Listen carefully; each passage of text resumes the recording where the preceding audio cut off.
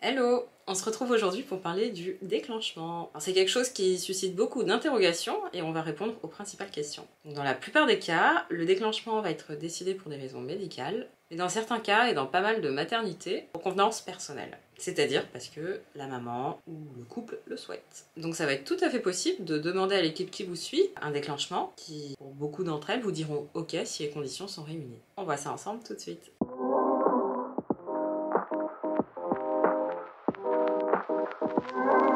Alors tout d'abord, un déclenchement, qu'est-ce que c'est?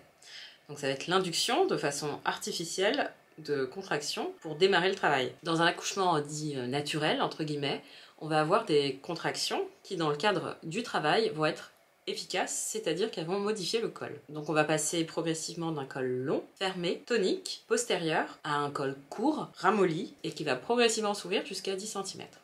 Et puis on a la descente de bébé, les poussées et la naissance. Et donc dans le deuxième cas, on a un col qui est dit mûr. Et donc on va se retrouver confronté à deux situations possibles.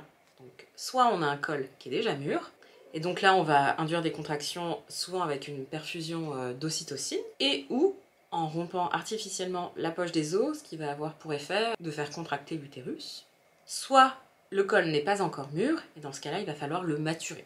Sinon, ce qui risque de se passer si on induit des contractions sur un col qui n'est pas mûr, c'est que ça ne fonctionne pas, ça risque de fatiguer bébé et de déboucher sur une césarienne. Donc pour faire maturer le col, pendant longtemps on utilisait des prostaglandines, souvent sous forme de tampon, c'est le fameux Propès, ou sous forme de gel. Mais de plus en plus souvent on va utiliser un ballonnet qu'on va introduire dans l'utérus, et de façon mécanique ça va provoquer des contractions. Alors, question, il y a des situations dans lesquelles il faut extraire bébé rapidement. Alors, pourquoi on se casse la tête? Pourquoi on ne fait pas une césarienne tout simplement?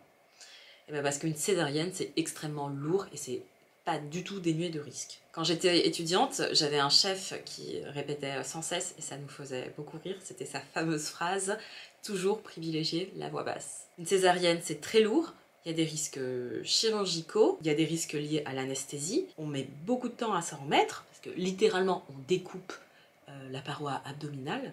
Il y a des risques après une césarienne, comme des risques de phlébite ou d'embolie pulmonaire. C'est pas du tout anodin. Donc, sauf en cas de très grande urgence, on va toujours préférer un déclenchement. Il va y avoir aussi une autre façon de déclencher le travail qui va être un peu plus à l'ancienne, c'est le fameux décollement des membranes. Donc, qu'est-ce qu'on fait? On passe un doigt entre la paroi de l'utérus et la poche des os pour décoller la poche des os, ce qui va avoir pour effet de provoquer de façon mécanique, on l'a vu, des contractions. Et ça va aussi aboutir à la fabrication en petite quantité de prostaglandines, mais du coup, on le sait, ça va être beaucoup moins efficace que le déclenchement dont je vous ai parlé juste avant. Et donc, quelles vont être les indications à un déclenchement? Donc le grand classique, c'est le dépassement du terme. Alors, en France, de façon arbitraire, en fait ça repose sur des données statistiques, on a décidé de fixer le terme à 41 semaines d'aménorrhée. Je vous parle de tout ça dans ma vidéo « Comment dater une grossesse ». Alors que dans les autres pays, il a été décidé de fixer le terme à 40 semaines. Mais on va voir que finalement ça revient quasi au même, parce qu'en France on aura tendance à autoriser un dépassement de terme jusqu'à 4 jours, mais plus souvent, après ça va dépendre des équipes, ça peut être un petit peu plus long. Alors que dans les autres pays, on va autoriser un dépassement de terme qui peut aller jusqu'à 10 jours, mais en partant de 40 semaines. Donc ça revient au même. Mais alors pourquoi on ne peut pas attendre indéfiniment? Bébé arrive. Parce qu'il y a pas mal d'études qui montrent que quand on dépasse très franchement le terme, il y a des risques pour bébé. Ce qui peut se passer, c'est que le placenta, c'est un organe qui a une durée de vie limitée et qui est donc responsable des échanges qui apportent l'oxygène et les nutriments pour que bébé se développe. Et au bout d'un moment, quand il est trop vieux, ces échanges ne fonctionnent plus très bien. Et donc on imagine très bien ce qui peut passer dans ce contexte, c'est que bébé ne grandit plus, ne grossit plus, n'est plus assez oxygéné, n'est plus assez alimenté, et le risque, ça peut être la mort fœtale in utero. Alors les autres indications, ça peut être lié à la maman, comme par exemple le diabète gestationnel ou la prééclampsie. Donc la prééclampsie, c'est la pathologie qui est liée à la grossesse, où on va avoir une maman qui va développer une hypertension artérielle, des protéines dans les urines, des œdèmes, et ça peut aller jusqu'aux défaillances d'organes, des convulsions ou un décès de la maman. Et donc on surveille ça comme le lait sur le feu. Un déclenchement peut être aussi lié à la grossesse, par exemple quand il n'y a plus assez de liquide amniotique, ou alors quand il y a une rupture de la poche des os, parce que dans ce cas, il y a un risque d'infection. Et ça peut être aussi lié au fœtus, typiquement quand il y a un retard de croissance intra-utéro. Là, on se dit peut-être que le placenta a du mal à fonctionner de façon un petit peu plus précoce. Et la fameuse phrase, c'est que bébé est mieux dehors que dedans, et donc on préfère faire sortir bébé. Et donc, autre indication possible, c'est si les parents le souhaitent, et dans certaines conditions, ça va être possible, on va en reparler. Autre question, pourquoi on ne propose pas un déclenchement plus tôt si le placenta a tendance à vieillir ?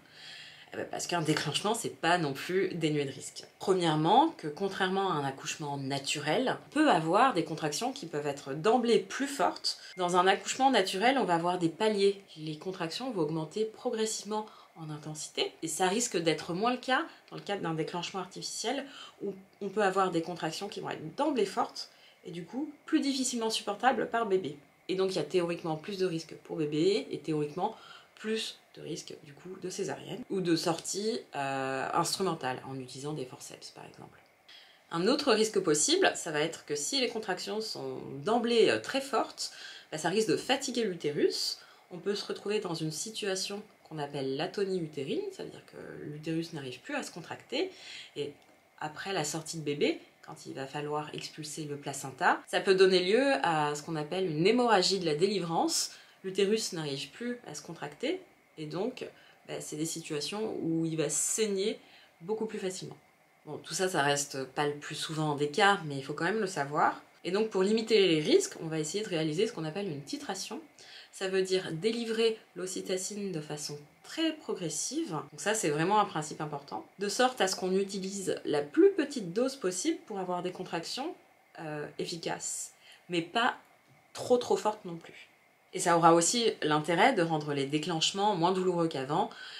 Et donc il y a la fameuse question, est-ce qu'un déclenchement est plus douloureux qu'un accouchement naturel ?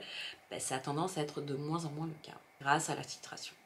Et donc, vous l'aurez compris, on aura tendance à choisir une date de déclenchement en utilisant la fameuse balance bénéfice-risque. Voilà, je vais vous donner un exemple. Dans le cas d'une prééclampsie, si on est par exemple à 38 semaines d'aménorrhée, donc bébé est considéré comme à terme, et donc il y a un danger qui se profile pour maman et bébé, là on aura tendance à vouloir faire sortir bébé. La balance est favorable. Tout ça, ça permet de définir une notion qui va être importante pour ces sujets. C'est à partir de quand on peut considérer qu'un bébé est à terme. Alors ce qui est le plus communément retenu, c'est 37 semaines d'aménorrhée. Au-delà, voilà, c'est une approximation, mais bébé, il fait du gras. Après, s'il n'y a pas de grande urgence, comme une prééclampsie par exemple, on va avoir tendance à attendre un petit peu pour voir si les choses ne se déclenchent pas naturellement, spontanément. Ce qu'on l'a vu, c'est toujours mieux. Autre interrogation, est-ce qu'un déclenchement est plus long qu'un accouchement naturel ? En fait, pas spécialement, parce que dans un accouchement naturel, en fait, très souvent, la maman a fait une grande partie de son travail chez elle, alors que dans le déclenchement, on est là depuis le début. Et donc, on y arrive, dernière notion à aborder, le déclenchement de convenance. Donc le déclenchement parce que les futurs parents le demandent. Ça peut tout à fait être accepté par beaucoup de maternités, pour des raisons d'organisation des parents, typiquement le partenaire qui travaille et qui est souvent en déplacement. Autre possibilité, ça va être l'éloignement géographique par rapport à la maternité. On peut se retrouver dans une situation où, par exemple, la maman a des antécédents d'accouchement très rapides, et donc on veut éviter qu'elle accouche en dehors de l'hôpital. Alors, dans ce cas, on peut toujours considérer que c'est un déclenchement pour raison médicale. C'est la HAS, donc la Haute Autorité de Santé, qui définit ça comme ça. Autre exemple de situation, ça va être en cas de souffrance physique ou psychologique en toute fin de grossesse de la future maman. N'hésitez pas à en discuter si vous êtes dans ce cas-là, ça peut être tout à fait entendu. Par exemple, les fameuses douleurs de sciatique où c'est à se taper la tête contre les murs. On n'a souvent pas grand-chose à proposer dans ce contexte. On se dit, bon, la maman, elle est à terme, elle a un col favorable. On explique tout, les avantages, les inconvénients, et si la maman est d'accord et accepte tout ça, et a bien compris, eh ben pourquoi pas proposer un déclenchement plutôt que de donner des fortes doses de morphine ou autres médicaments très lourds. Voilà, c'est toujours la notion de balance bénéfice-risque. Tant que tout le monde a compris les enjeux, on laisse le choix aux futurs parents. Et donc ça va complètement être également possible en cas de souffrance psychologique majeure en fin de grossesse, la maman n'en peut plus. Ça peut aussi tout à fait être entendu et compris. J'ai l'exemple de ma coiffeuse qui me racontait justement ça, j'y étais allée juste avant d'accoucher. Elle me racontait son expérience où elle se trouvait dans cette situation-là de souffrance psychologique majeure. Elle avait posé la question à sa maternité, elle était au-delà de 39 semaines, son col était favorable. On lui a dit « Ok, pas de problème ». Et donc justement, on y vient, quelles vont être les conditions dites favorables? Alors on a bien compris, induire des contractions sur un col qui n'est pas mûr, ça risque de ne pas marcher, de durer longtemps, de fatiguer bébé, de fatiguer l'utérus, et de finir en césarienne. Et donc logiquement, on va demander à ce que le col soit mûr. On a un score qui existe pour aider à évaluer ça, c'est le score de Bishop. Mais pour faire simple, grosso modo, ça peut être réalisé à partir de 39 semaines d'aménorrhée, avec un col ramolli et un peu ouvert. Et c'est très souvent le cas en fin de grossesse. Donc si c'est quelque chose qui vous parle, que vous êtes dans cette configuration, que vous avez bien compris les enjeux, les avantages et les risques, sachez que c'est quelque chose qui peut se faire. Alors pour vous parler de mon cas personnel, on peut parler d'un petit déclenchement en quelque sorte. J'en avais parlé dans la story time où je racontais mon deuxième accouchement. Il a été extrêmement rapide. Dès lors qu'on m'a rompu la poche des os, ma fille était née, ça devait être 5 minutes après. Et donc j'avais qu'une trouille, c'était d'accoucher sur mon canapé, ou encore pire, dans la rue, on était en plein hiver, ou dans les transports. Et il y avait une dame qui avait accouché dans le métro justement à ce moment-là. Et en plus j'avais la sciatique de l'enfer. Donc voilà, si je rompais spontanément la poche des os, ça avait des chances d'arriver. Donc je me suis activée plus. Je suis arrivée à la maternité, j'étais à 1 cm, puis 2, puis 2,5, puis plus rien. Pendant plusieurs heures, ça stagnait. Et là, on m'a proposé en quelque sorte un déclenchement, c'est-à-dire de rompre artificiellement la poche des os et si besoin d'ajouter un petit peu d'ocytocine. On m'a expliqué les avantages, on m'a expliqué les risques, j'ai bien compris. On m'a demandé si ça m'allait, j'ai dit oui, ça me va très bien. Et donc c'était franchement très agréable d'échanger et de se sentir écouté. J'étais pourtant dans une maternité publique où on peut se dire ils n'ont pas envie de s'embêter et franchement ils ont été royaux. Ils ont bien pris le temps, ils ont bien tout expliqué, ils ont été très à l'écoute. Et donc ce qui devait arriver arriva. On m'a rompu artificiellement la poche des os et mon fils, troisième bébé, est né très rapidement derrière. Il n'y a même pas eu besoin d'ocytocine.